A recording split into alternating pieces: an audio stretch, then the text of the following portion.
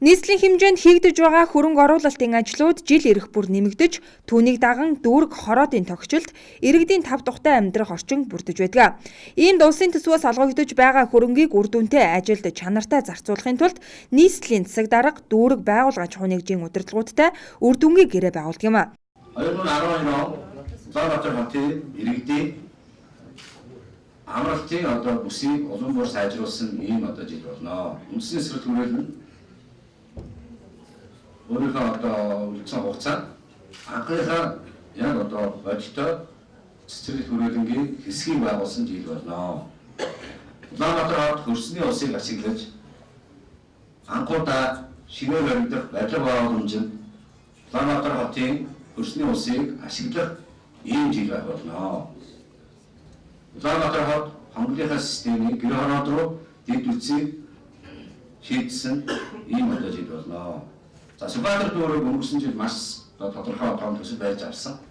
Тэр нь сэргийн авлыг сэргээсэн ийм төслийг судалгааны ажлыг ханган шатны ажилтаар эхлүүлсэн жил байсан. Энэ жил энэ ажил бодитоор үргэлжилсэн жил байх бол. Туул цаашдаа усны онор нь байнга бэхжиж, сэргээгдэж хамгаалагдсан жил байх болно. Менчний төслийг биелж байна.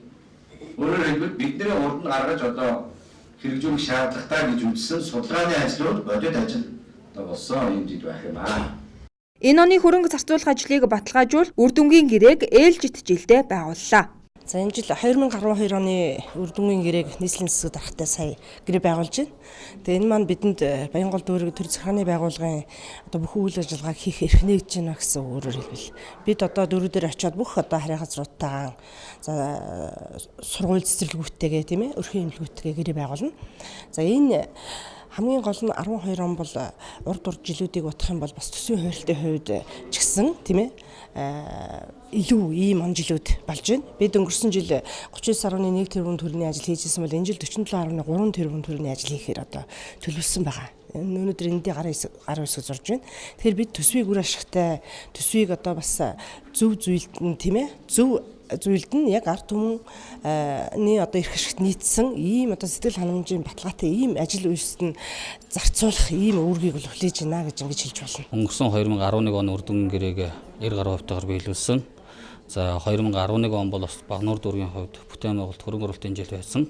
За 2012 он бол түүнээс тутахааргүй бас хөрөнгө оруулалтын ажил эхлэхээр гүйцээхээр ийм он жил болж өнгөрнө гэж ойлгож байгаа. Тухайлбал нийтдээ өнгөрсөн жил 9.2 тэрбум төгрөгийн хөрөнгө оруулалтын ажил хийгдсэн бол энэ жил зөвхөн нийслэлийн хөрөнгө оруулалтаар ихэд 6 орчим тэрбум төгрөгийн хөрөнгө оруулалтын ажил хийгдэнэ. Тэгээ үүнээс гадна улсын болон гадаад хотын хөрөнгө оруулалтын ингээд хийлүүд олон тэрбум төгрөгийн хөрөнгө оруулалтын ажил хийнэ. Энэний үр дүн бол Багнуур дүүргийн 30 мянган иргэд хүртнэ гэж ингэж ойлгож байгаа. Сургууль шинээр байгуулагдана, цэцэрлэг шинээр байгуулагдана, мэрэгжил сургалт үйлдвэрлэлийн төв шинээр байгуулагдана.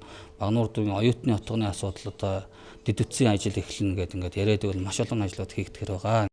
Өнгөрөх хугацаанд улсын хэмжээнд олон бүтээн байгуулалтын ажлууд хийгдсэн. Төлөвлөсөн ажлыг цаг хугацаанд нь дуусгах нь чухалч чанар гэдэг зайлшгүй байх шаардлагатай юм а.